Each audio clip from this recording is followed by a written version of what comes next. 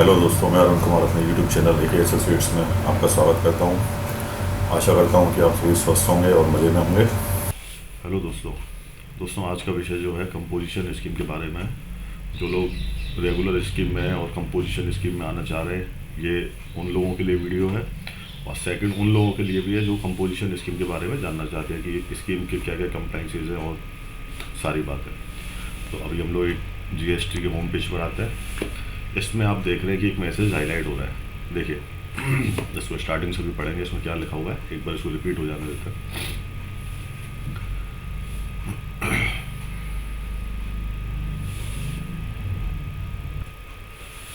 जैसा कि आप देख रहे हैं दोस्तों, जो मैसेज हाईलाइट हो रहा है जीएसटी होम पेज पर, tax payers can opt for composition scheme for the financial year 2024-25 by accessing the GST portal which will be open up to March 31st 24। ठीक है, आगे लिखा हुआ यूज़ नेविगेशन प्रोसेस बताइए किस तरीके से सर्विसेज में जाना है, then registration, then application to opt for composition levy and file for CMP 02।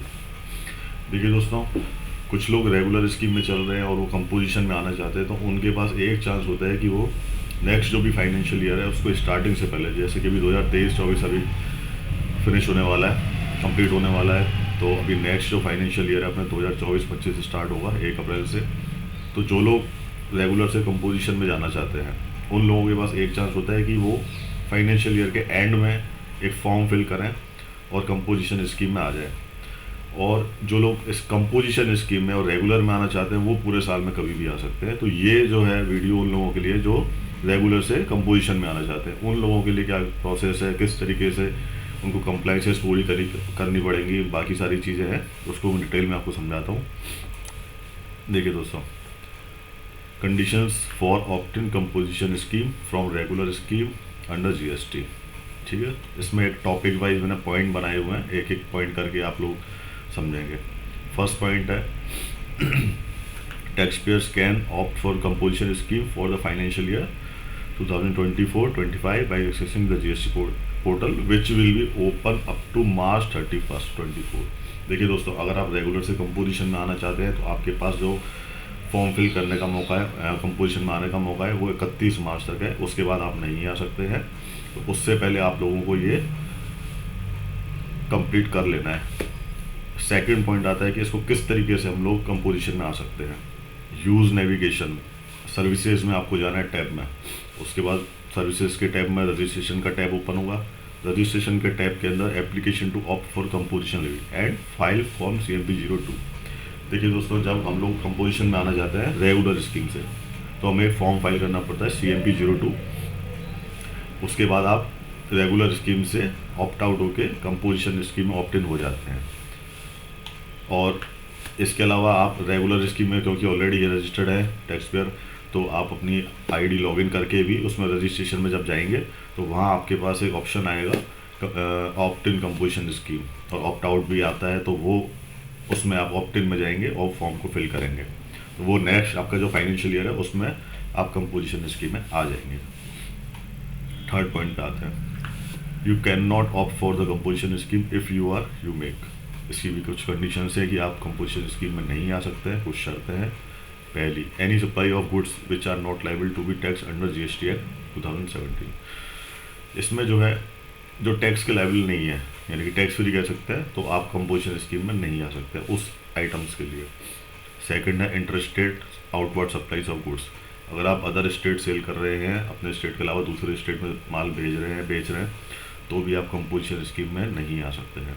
अब मैन्युफैक्चरर ऑफ नोटिफाइड गुड्स, कुछ मैन्युफैक्चरर्स जैसे कि तम्बाकू है, अल्कोहल है, वो लोग कंपोजिशन स्कीम में नहीं आ सकते। कैजुअल डीलर ये भी नहीं आ सकता है। Non resident foreign tax payer, a person registered as ISD input service distributor, और TDS डिडक्टर, टैक्स कलेक्टर, ये लोग कंपोजिशन स्कीम में नहीं आ सकते हैं। Fourth, when can I opt for the composition scheme. ठीक है, in order to avail this scheme you need to file an online application to opt for composition levy with the tax authorities.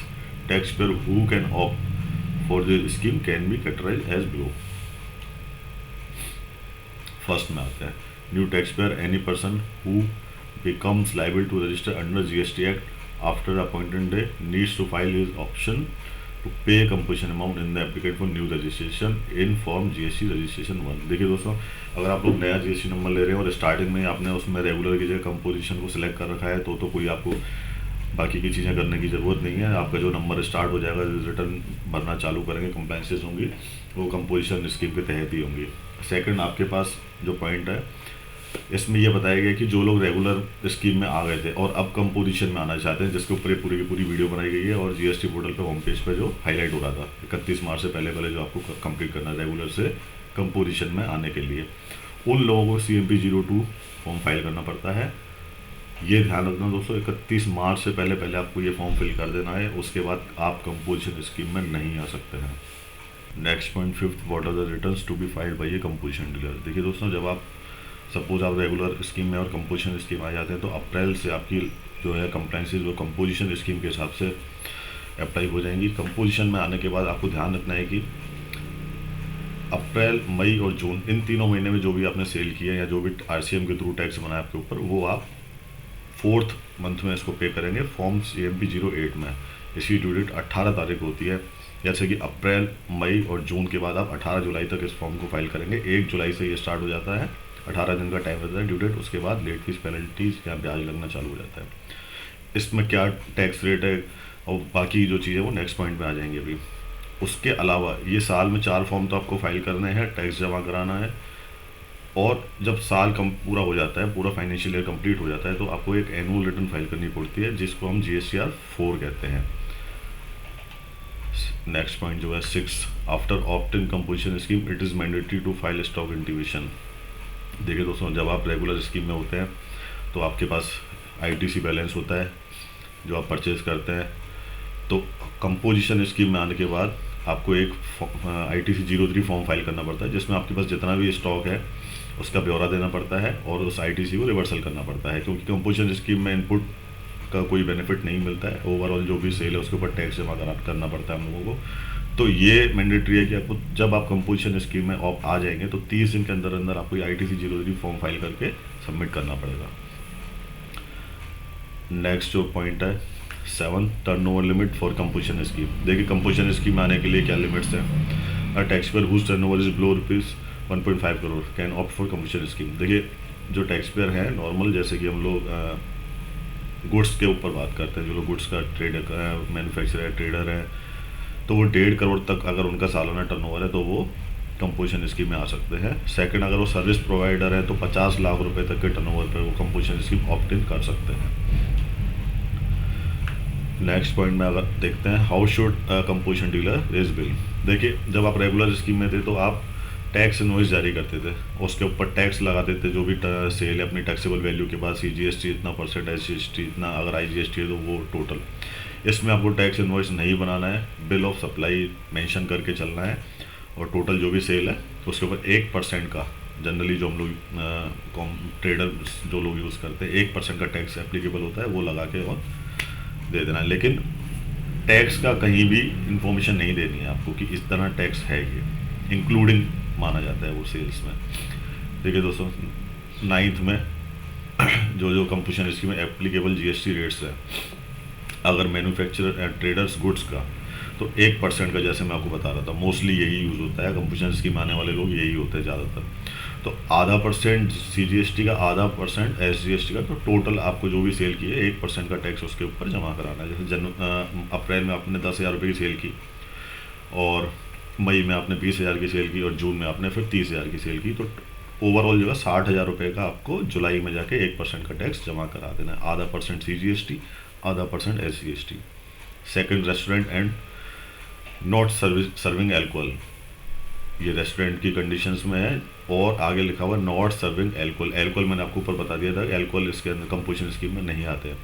Restaurant के case में आपको जो भी cell आपने की है उसके ऊपर 2.5% का मिला करके और टोटल 5% आपको टैक्स जमा करा देना है, same quarterly return CMP 08। Third में आ रहा है अदर सर्विस प्रोवाइडर, इसमें दोस्तों 6% का टैक्स जमा कराना होता है, 3% का CGST, 3% का SGST।